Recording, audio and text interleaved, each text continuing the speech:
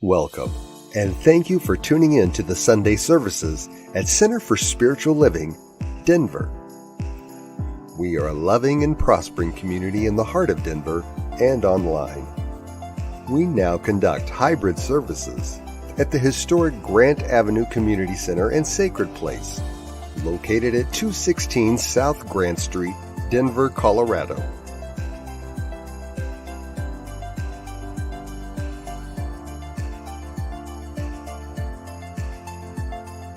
All are welcomed here. A place, space, and face of love.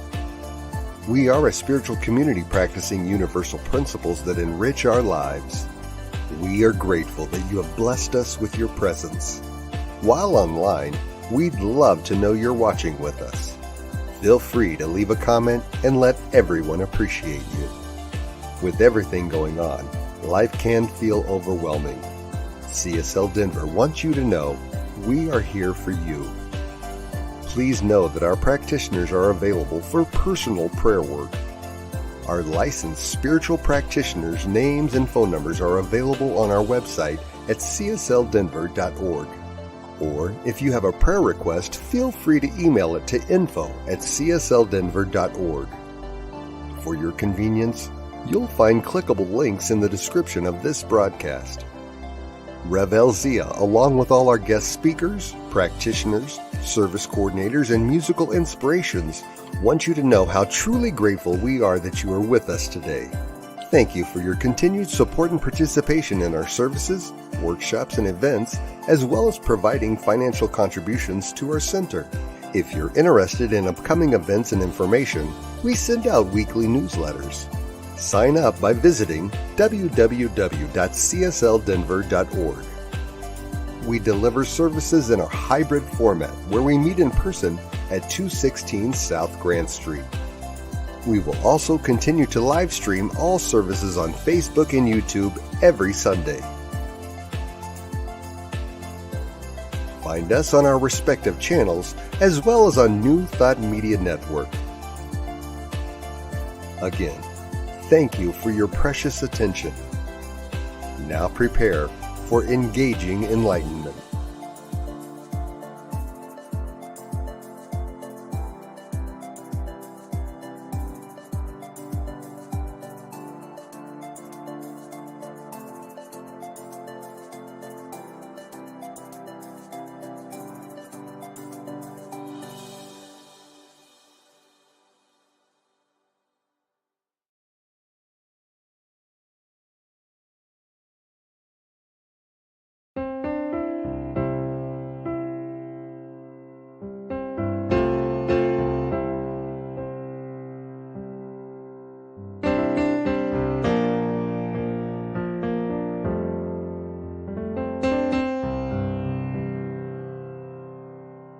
There is a garden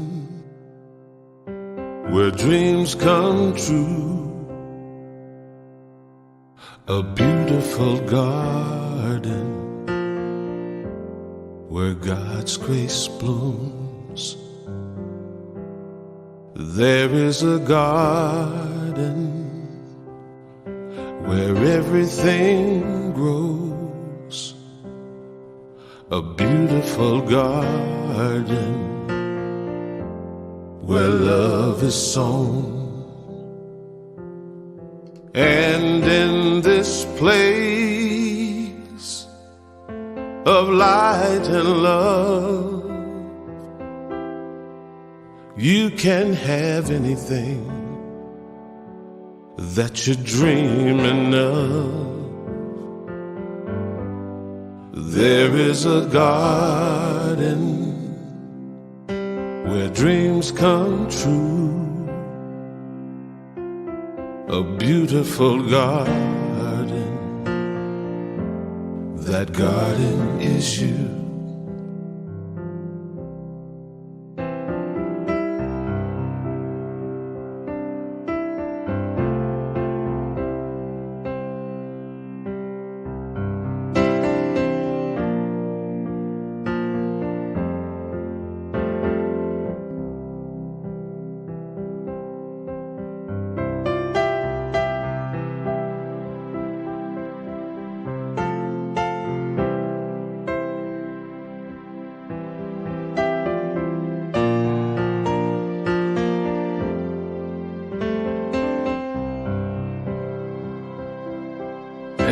And in this place of light and love, you can have anything that you're dreaming of.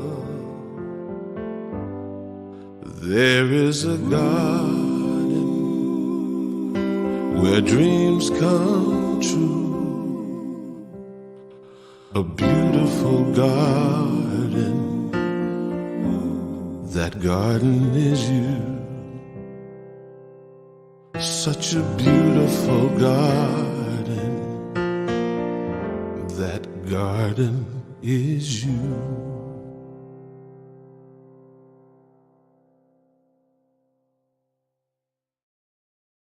Thank you, Eddie Watkins.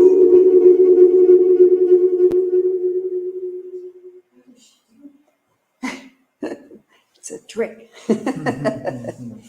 So I invite you to, let's move into an invocation. So I just invite you to sit back in your seats and close your eyes if it's comfortable.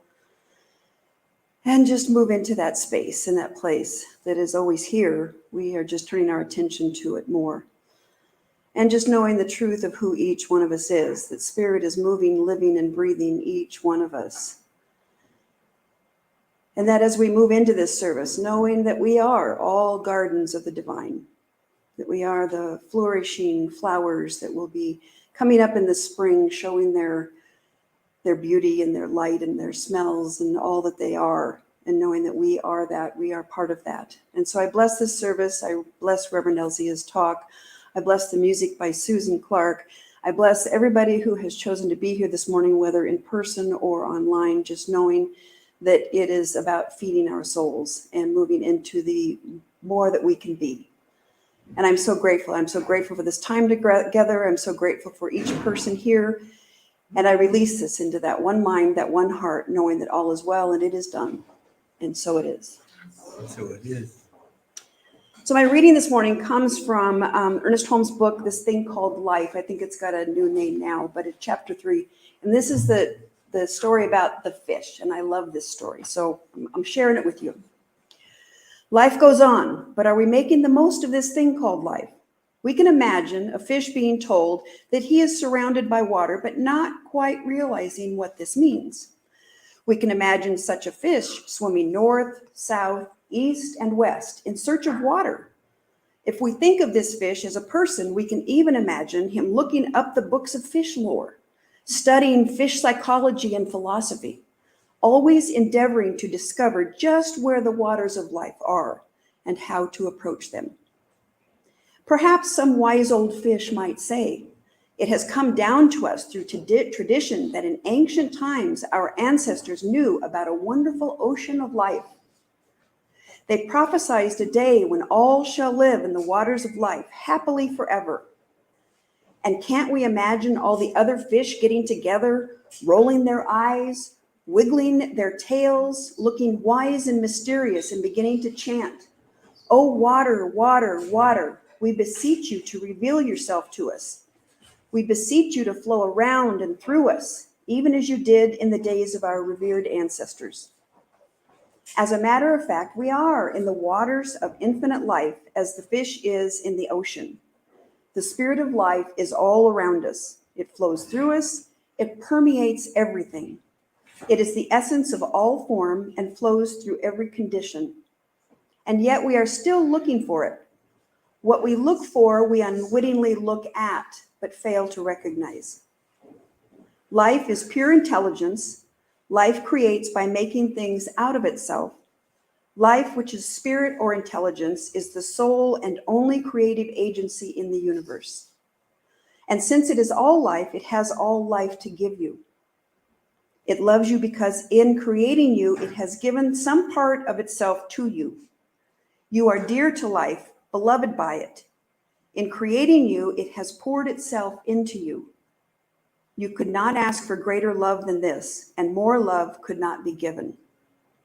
The intelligence of life is our intelligence.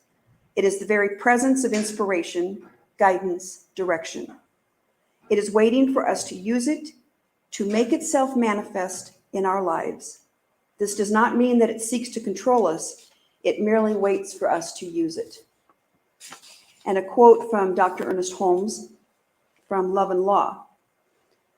Do not seek to find God away off somewhere. You will never do it. Stop right where you are and realize that God is within you, operating everything, the spirit and life essence of everything, and wait right there for that power to manifest itself into conviction. And so it is. And now we have Susan Clark singing. So, I wrote a song with Ernest Holmes.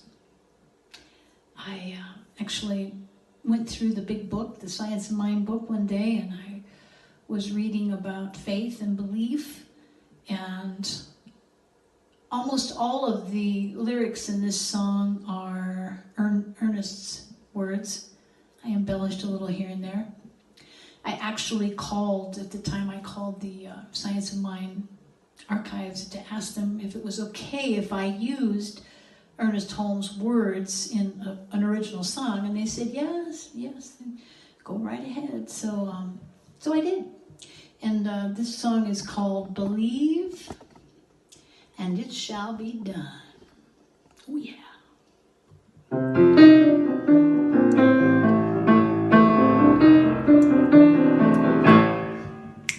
Believe, and it shall be done. Oh, believe, and it shall be done. Believe, and it shall be done. Accept and let it be. Accept and let it be. Act as though you are. Oh, act as though you are. Act as though you are. Act and you will be. Oh, act and you will be. God's words are yea and amen. God's words are yea and amen. God's words are yea and amen. Look where you're going and not where you've been. Look where you're going and not where you've been.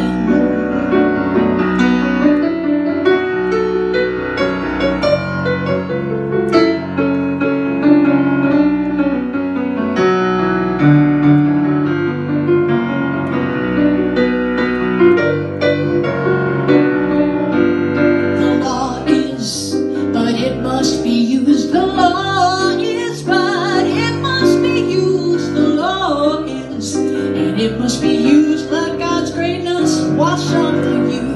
Let God's greatness wash over you.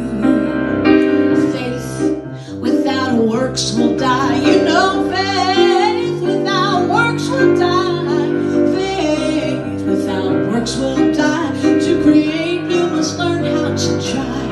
To create, you must learn how to fly. God's words are yea and amen. God's words are yea and amen. God's words are yea and amen. Look where you're going and not where you've been. Look where you're going and not where you've been. Believe, and it shall be done. Oh, believe, and it shall be done. Believe, and it shall be done. Accept and let it be. Accept and let it be. Accept and set yourself free.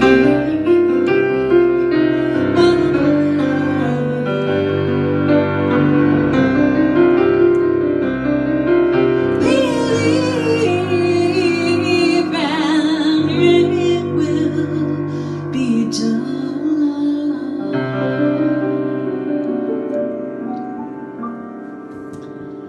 Yes, folks, we are recording live, so a few imperfections here and there, but as we know, it's all perfect, just the way it is right now. Thank you.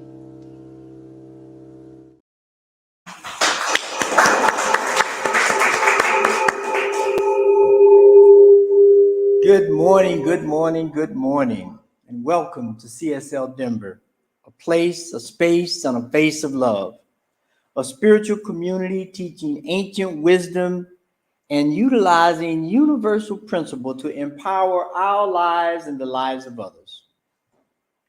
We are so happy that you are here today to help us celebrate one of my favorite times at the beginning of the year as we go through the back to basics. Now, this time of year, almost all of the centers, if not all of them, are going back to basics. And we're using the title for the monthly theme, Roots and Reboot. Roots and Reboot, so that we begin to dig deeper roots into these teachings and begin to reboot or reblossom or rebirth these ideas in our lives.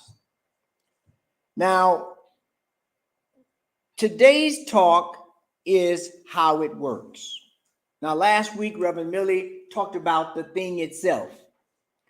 And I love the term the thing itself because man has come up with these fancy names for God, like God or Allah or Yahweh or pick one, right? But the moment we label something, we've already diminished it. We've already put it in parameters. We've already put it in a box. And if God is all there is, then there is no box that's big enough to put God in. So the term, the thing itself, is very appropriate. It's very appropriate because it allows you to point to, call out, signify anything, and it has a reflection of the divine. Now, as we go through these basic teachings, which sum up the whole book that Ernest wrote. I mean, he could have given us these first 45 pages and got rid of the other almost 300 and 400 pages, and we just dive deep into those, we would be fine, right? Because we have the thing itself, how it works, what it does, and how to use it. So that's a little preview of where we're going with this. But today we're going to focus on how it works. So the first thing that we need to set this in motion is this. We live in a spiritual universe. As such, God is all there is, all possibility, all action. For God, the living spirit is the invisible source and substance of all things. It is the first thing that came on board. It is the cause behind all causes. And when we think about Ernest Holmes wrote in the first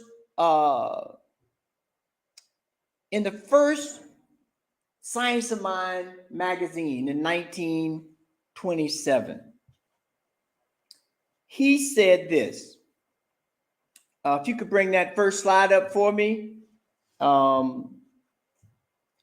Ernest said this: I believe that the universal spirit, which is God, operates through a universal mind, which is the law of God, and that I am surrounded by this creative mind, which receives my direct impress of my thoughts onto it, and then it acts upon it. Now that's a lot, right? But if you put it real simply, it's kind of like if you ever had silly putty when you were growing up.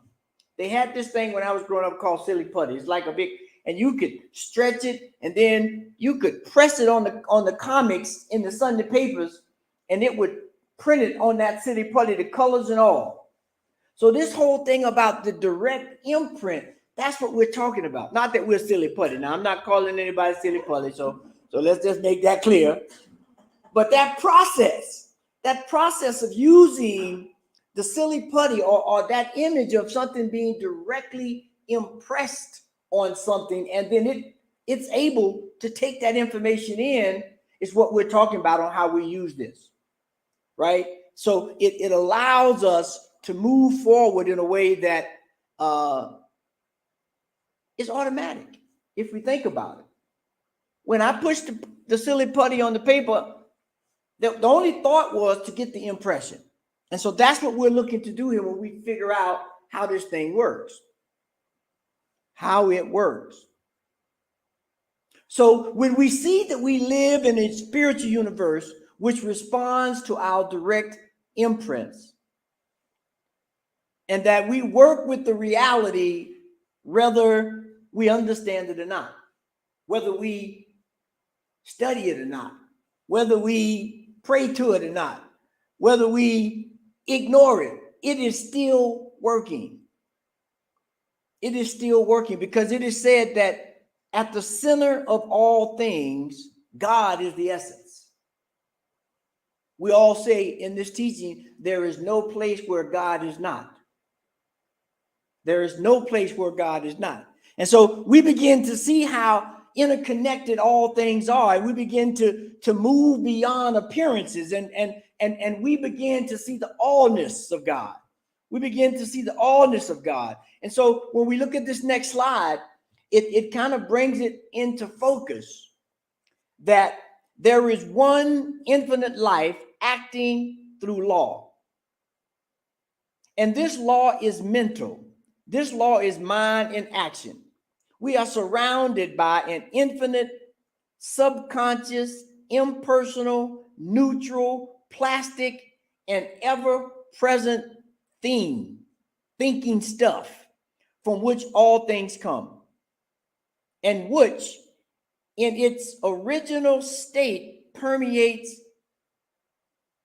all things. Now that was a mouthful. My mouth got tired trying to say it. But if I tried to just shorten that up,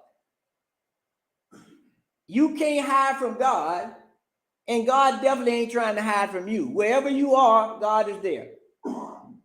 So our job when we begin to figure out how to make this thing work is we have to engage. We have to engage. It's every time I have this conversation about this thing, or I talk about this engagement, I think about Star Trek. And that's what we're like on a Star Trek. The way this thing works is kind of like Star Trek. We have to set a course and engage. But after Captain says engage, there's one other thing he says: make it so. So it takes more than just making a declaration or having an idea. And we'll talk a little bit about that later. You have to have that, but that you got to go beyond that when we're looking at how this thing works. How this thing works. And this thing we're talking about is the thing itself. God, Spirit, the allness of life. And when we can really get this point of how it works, and we have a faith and belief in the divine, the rest of it almost takes care of itself automatically. Automatically, if you know how it works. And so when that happens, we can move in a different light. You know, today we really honor and celebrate the Reverend Dr. Martin Luther King's birthday. Although the national holiday is tomorrow, his birthday is today. And as I was thinking about the way things work, I was thinking about Dr. King in this context of his celebration, and I remembered this one quote that's always stuck out to me. He said, "Take the first step in faith. Take the first step in faith. You don't need to see the whole staircase to start the journey. But you got to take that first step in faith, knowing and understanding that the staircase is there." That's how this thing works. You have to have some faith to make it happen. You have to take a step. We talk about these laws of correspondence and respondence and all of that. Well, if I don't give it something to respond to, or if I don't give some kind of correspondence to it, nothing's going to happen, so to speak, right? Because we know God is always working. But at a manifest level, there has to be that corresponding action and reaction, that cause and effect. We can give it many different names. That's the beauty of these universal principles when we look at how they work, because there's so many metaphors and there's so many stories and there's so many names to describe them, which is great because some people like red grapes and some people like green grapes, right? Just think, I don't like green grapes, and if the magic only came in the green grapes, I'm gonna be with no magic at all. I'm gonna be begging y'all to do all my magic because I can't do it. But we have to step with faith. And we know that when we step with faith, no matter what it looks like, no matter how the situation presents itself, the sweetness of the divine is enclosed in it. The sweetness of the divine is closed in it. And so when we think about this statement by Dr. King, this next slide, which is by Ernest Holmes, kind of echoes this same thing. By impressing our thoughts upon this substance, we can cause it to produce for us that which we think. Impressing our thoughts upon it is not an external act. For when we impress our thoughts upon ourselves, we are thinking into it. This is because of the unity of all mind. The unity of all mind. So one example I like to give is the body, right? This is one unit, right? But in this unit are various individuals or systems, whether we look at it, no matter which level we go, right? Respiratory, circulatory, elimination, limbic system, or we can even go down to the cells, right? But each one of those things are self-contained. They take care of themselves, but they understand how the process works. The lungs know that if it gets mad and say, well, look, I just ain't gonna breathe no more. I quit right now. No more breathing. Every other thing in the body is going to rebel. The heart is not going to get enough oxygen. The cells are not going to get enough oxygen. There's not going to be a circulation. And so by the lungs getting mad, everybody's going to suffer. But when we understand that there's a corresponding relationship between everything in unity, then we understand that this is how it works. There is no one-way street. At least if there's a one-way street going this way, if you go down the road a bit, there's another one coming back this way. There has to be this flow, this unique way that God expresses itself. And so when we are able to step into that kind of belief, we can rely on the words of the master teacher Jesus. Jesus said, "It is done unto you as you believe." This is how it works. You have to have belief. You have to have trust. And there is plenty of evidence around the whole universe that lets us know that it works, that there's something there for us to tap into. I just saw a special on PBS the other day. It was talking about the James. One of the things was it was talking about the James Webb telescope that we launched not too long ago, and it's been able to look out to another galaxy that's similar to ours that has now disintegrated. They can tell by the dust rings and everything. But the interesting thing about it, it was in that habitable zone, right, which gives the idea that there could be life there, but it was 8 billion years old. That's twice as old as we are. We are only 4 billion years old. So when you think about the idea of life, the idea of intelligence, and how this thing works, it's ever moving. It's not stopping. It's not standing still because we don't want to go. It's like if you're at the train station, they blow the horn, all aboard. Now, if you're messing around, trains leaving the station, you're going to have to either wait for the next one or look for other means of transportation. And that's how this thing works. You have to be engaged. You can't find excuses and all of that, because you will get left behind. So in essence, the thing itself, this invisible force, awakens within us, and it awakens for us, and it unleashes ourselves unto the world. It unleashes ourselves into the world. And that's whether it's done consciously or unconsciously. Because the mind works in a way, whether it's conscious or unconscious. That's for those of us who are students of the dream and the students of the waking light. One is conscious, one is unconscious. And in that unconscious realm, when you step into dreams, they say dreams only last about 10 seconds, 20 seconds. A real deep, serious dream, but it seemed like, or it can seem like, an immense amount of time has happened. And this is something that's happening in 10, 20, 30 seconds of REM space. So the idea of how this thing works is an exact replica of that. It's an exact replica of that. And so what we must do to get this thing called life, this thing called God, the thing itself to actually work, we have to engage it.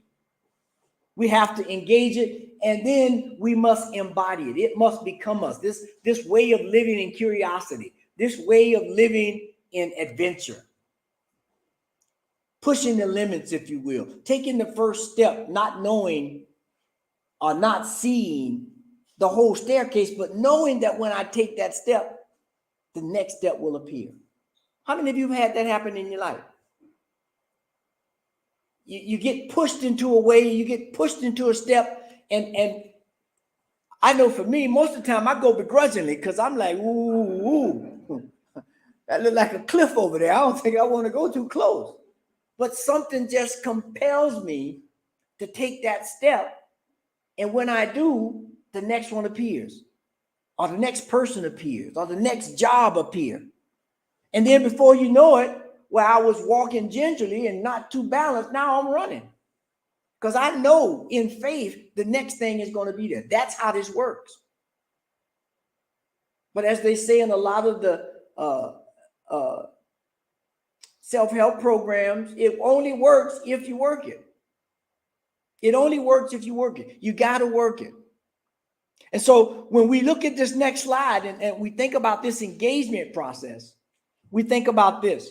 Creation moves from the invisible reality to visible form. Ideas come together and, like seeds, bring forth form with them. So ideas and thoughts come first, which are activated by the law, producing an abundance of form. So it works as us. Everything we think, say, and feel, consciously or unconsciously, is continuously feeding and directing the creation of our lives. So in essence, there's no escape. You can't get away if you tried. Because, as we said, there you go, there it is. There you are. And so what that leads us to this place of how do we step into life? How do we step into this creative process of how this thing itself works, of how this infinite spirit, this infinite intelligence, this life-giving source, so that when we engage it, we just say yes. That's all we can say is yes. And so bring up the next slide, which shows this very quickly. This is just one example of the Science of Mind teaching symbol. Like most people just say, oh, that's the Science of Mind symbol. But it's really called the Science of Mind teaching symbol, because right now it shows this the spirit, the soul, and the body, but it also has seed, soil, plant. There are many different concepts that goes at these various levels. And so what we're learning here from this, if we look at it as the top as the seed, we have soul here, seed, the soil, and the plant. The seed is that idea. It's the thing that anchors anything. And so let us look at these spiritual truths here, and let's begin to unravel how this process works, this creative process. And so the first truth that we need to understand, or the thing that we need to look at, is the seed, the idea, the thought, the vision, the dream. That is the seed. That is the thing that kicks the process off. And the thing to remember is this: everything the seed needs is already within itself. The seed doesn't need anything outside of itself to tell it who it is. An orange seed knows it's going to produce oranges. Apple seeds know it's going to produce apples. And so everything the seed needs is already there. Everything we need, we already have. But for it to reach its potential, it must be nurtured. That seed has to be nurtured. We see the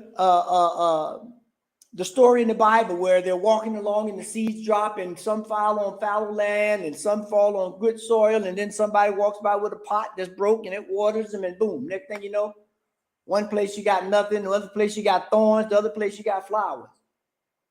That seed has to be nurtured for it to reach its full potential, which means we have to nurture ourselves, our ideas, our thoughts, our dreams, our visions, because those are the seeds that are coming from the Spirit, coming from God, the thing itself that allows us to look at life differently every day.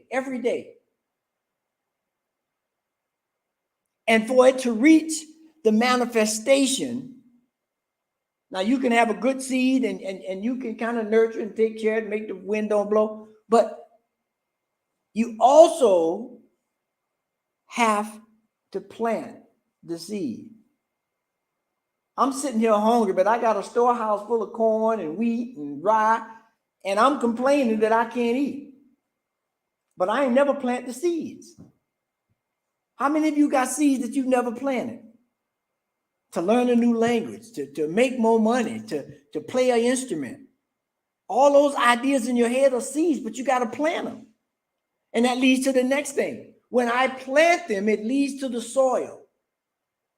The soil is the environment or the resources that we find ourselves in, or what we try to get for ourselves.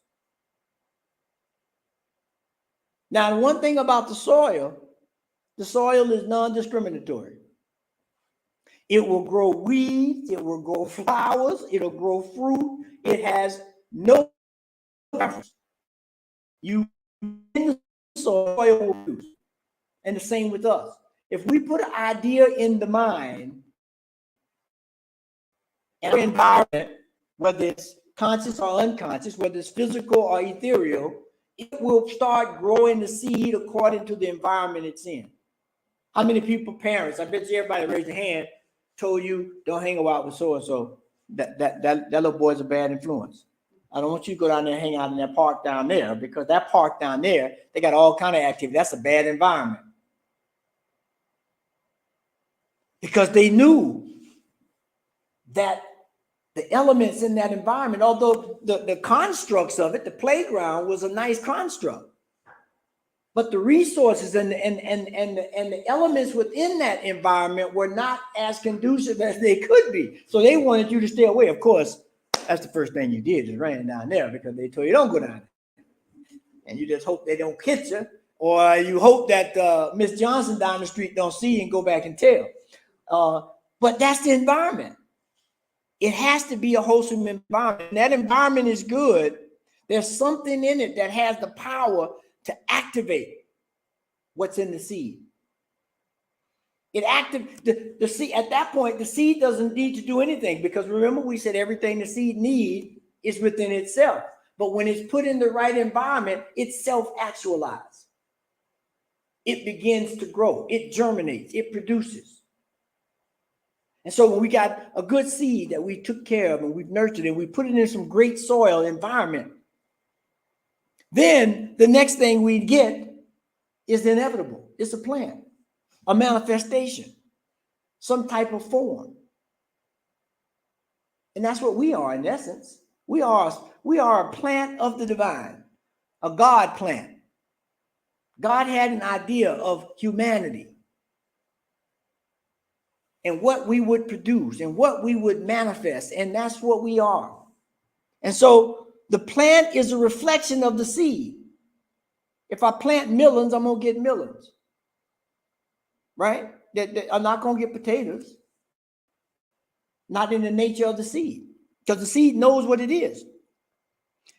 But the beautiful thing about a plant that has seeds is that they produce many fruit, and the many fruit have many seeds. If anybody ever ate a watermelon or cantaloupe or honeydew or Cushaw melon, any one of them, and any of the ones I didn't even call, there are an abundance of seeds in the one fruit. And the one seed that I plant that grows a watermelon vine may produce, depends on my soil, depends on my nurturing, it could produce 10, 20 watermelons off one seed on the vine. So that's how this thing works. This thing called life, this thing called a relationship with God, this thing called humanity. There is a relationship. There are some things there that we have to do, that we have to allow, and there are things that we have to be for it to really take hold. And so when we are able to do that, when we are able to have a good seed and put it in some great soil, we get a wonderful plant. Be that life, be that a job, be that a relationship, be that a community. And that's what we're trying to do here, is that we are looking to create a world that works for everyone, for all things, everybody. Not just the humans, but the watermelon plants as well. Because I like watermelon and I like all the melons, even the exotic melons, because it gives me this sense of wonder. And that's how we have to approach life. And so if we look at this last slide here as a summary, it says this: spiritual power responds by correspondence and respondence, with or alongside rather than on behalf of or from out yonder. Now we just hold that right there for a minute. This is not something outside yourself. This is not something that you got to call down the street to or get on your phone and try to get on long distance. It's right inside of us. This spirit, this activation that happens is here. And when we are able to say yes and take that first step, as Dr. King said, without seeing the rest of the staircase, now we're moving. So when we look at the last part of that slide, it says this: the thing itself within us works as a process of unfolding, such as when we set out to learn a new skill.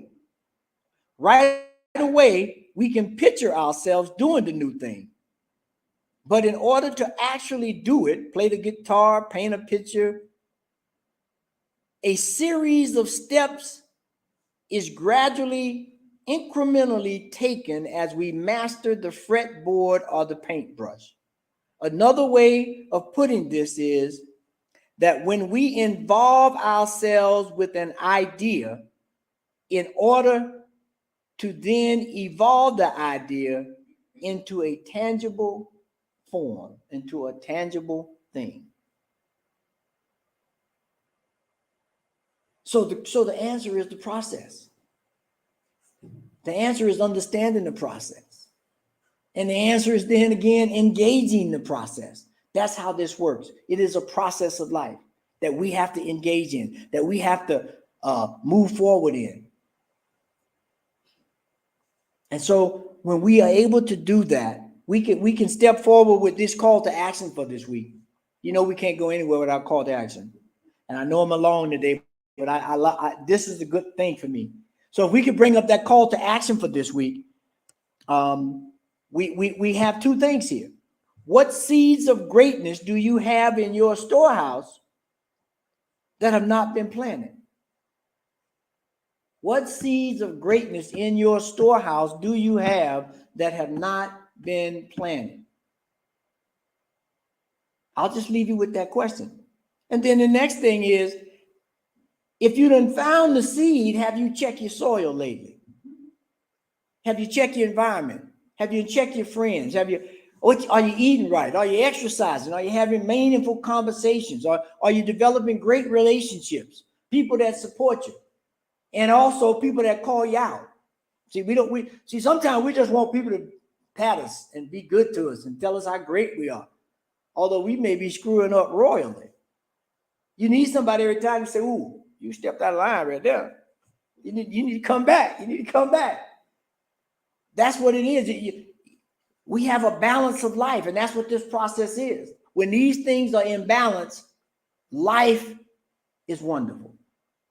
Life is grand, and life is most definitely worth living.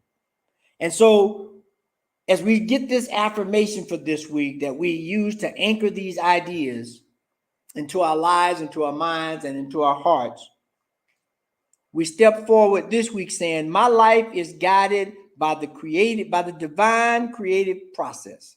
Therefore, all things are possible. All things are possible. And so with that, let's go into prayer. So let's just take a deep breath.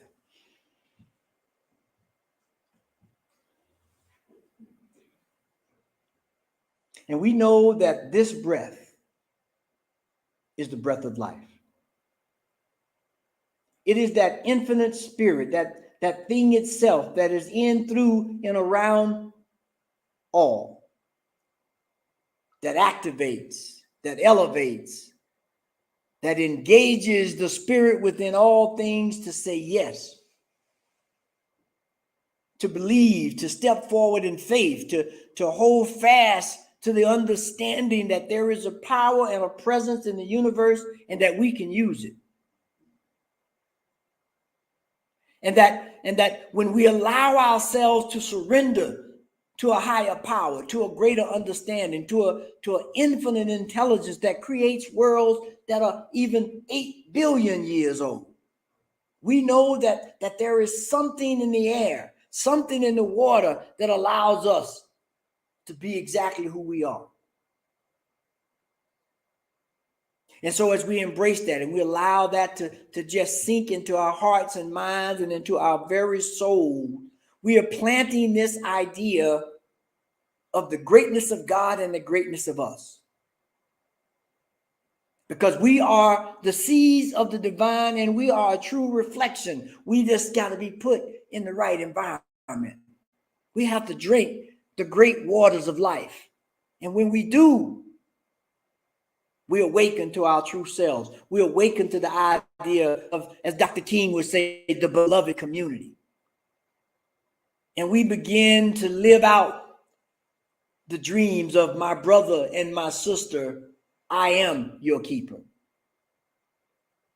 And so with that idea of knowing that each one can teach one and we can all hold each other accountable and that we can also uplift each other when we're needed, we just give thanks. We give thanks for the idea of a balanced life. We give thanks for the idea that I got someone to praise me when I need it and to correct me when I'm wrong. That's a blessing. That's a thanksgiving. And so we give thanks for that. And so I give thanks for everyone that's here today, everyone that's on the transmission, and everyone in the studio today, and church and everywhere that are hearing the word of God and saying yes. And so with that, I release I let go. I know that this prayer is absolutely so because it is divine law that activates it. And so with that, I release and know that this is so, and so it is. Amen. So as we try to get our garden together today, as we get into this creative process, I want to say I thank everyone for their gracious gifts and time and talent to CSL Denver. We're so grateful that you are here with us, whether online or in person, and that you're supporting the center. And we hope you very soon can show up in person, because we are trying and doing a mighty work of creating a community where people are heard, where people can be themselves and provide to others.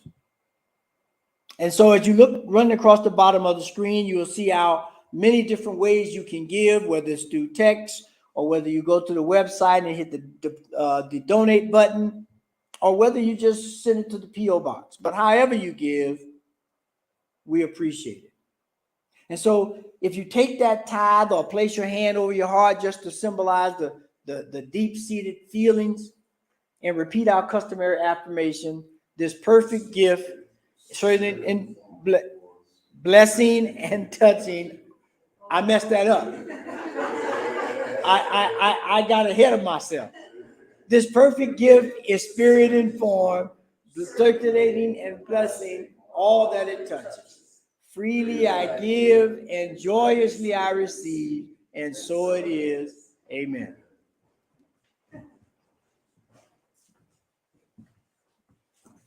That is a mouthful. Thank you, Reverend Elzia. Just a few announcements. As we've been announcing since back in December, we are meeting every week in person here at the, I can't think of the name of it, the Grant Street Historic Community Center at 216 South Grant. So please come and see us in person. We would just love to reconnect and connect with new people. So, and now for some really great news. We are very excited and honored to have one of our favorite musicians, Jamie Lula, as our Sunday service guest musician live and in person next Sunday, January 22nd. And we would love for you to join us that day. We are actually going to be meeting in the sanctuary in the big room. So we're just expecting all kinds of people to show up and celebrate with us. For those who are familiar with Jamie's music, you know we will have a great time. For those who haven't heard of Jamie, you're in for a real treat. And now is the perfect time to come and hear his voice and music. And he will also have his CDs available for sale. Also, if you would like to hear some good news of the world to offset some of the other stuff going on, we have a link on our Facebook page called And Now the Good News. This program is put together by New Thought Media Network and airs on Fridays at 5 p.m. Mountain Time, or you can watch them anytime during the week. Just go to the Center for Spiritual Living Denver Facebook page and click on any of the links that say, And Now the Good News. And just so you know, New Thought Media Network has over 40 hours of weekly broadcast programs, including prayer time at 8:15 a.m. and p.m. every day, Wisdom of the Mystics, and Finding the Joy in the Journey, along with New Thought Radio, to name only a few. They have also recently added a prayer time in Spanish, as well as 40 Days to Love in both Spanish and English. Did I get that right? Good. So that's something for everybody. So just go to www.ntmedia.org, or you can go onto their Facebook page and find all of their programs. So welcome to 2023. We know that as we move into this year and all the experiences that it holds, the Divine Beloved is guiding and loving each and every one of us. We so look forward to meeting in person every Sunday as well as online. And now let's close out with a prayer for who we really are by Chris Chickering.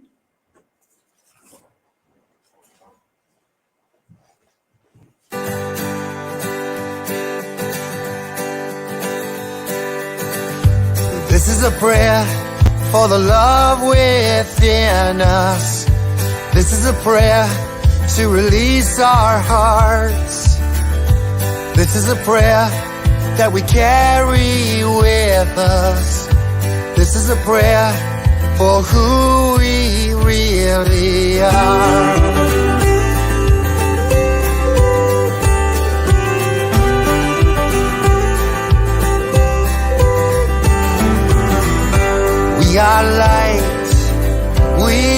are sunshine. We are what we believe.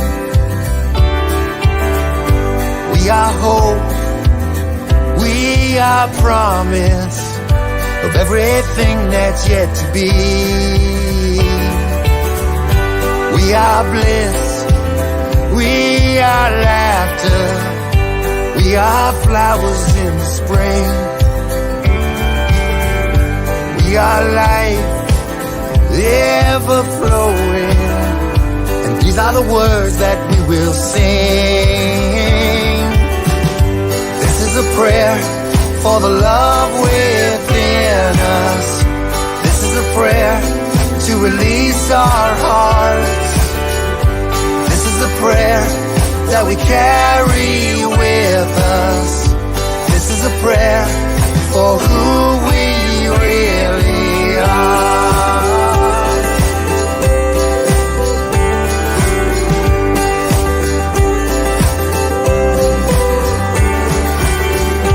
We are strong, we are fearless. We find the comfort in our souls. We are real, we are open to the destiny that's ours to hold. This is a prayer for the love within us. This is a prayer to release our hearts. This is a prayer that we carry with us. This is a prayer for who we really are.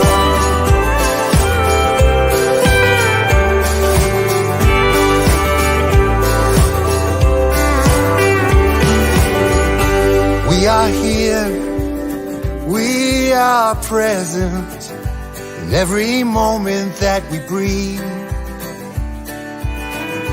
We are peace, we are freedom, and this is a song for you and me. Yeah, this is a prayer for the love within us. This is a prayer to release our hearts. This is a prayer that we carry with us. This is a prayer for who we really. This is a prayer for the love within us. This is a prayer to release our hearts. This is a prayer that we carry with us. This is a prayer for who